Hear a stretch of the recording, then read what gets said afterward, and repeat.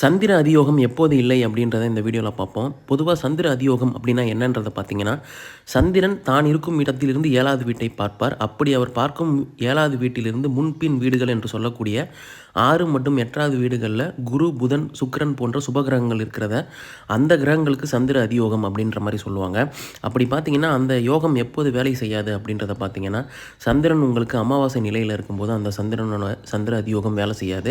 இதுவே பௌர்ணமி நிலையில் இருக்கக்கூடிய சந்திர அதியோகம் தான் முதல் தர சந்திர அதியோகம். அதைத் தொடர்ந்து வளர்பிறை சந்திரனோட சந்திர அதியோகம் அடுத்த நிலை சந்திர அதியோகம். இங்கே பார்த்தீங்கன்னா உங்களுக்கு இந்த உதாரணத்தை பாருங்கள்.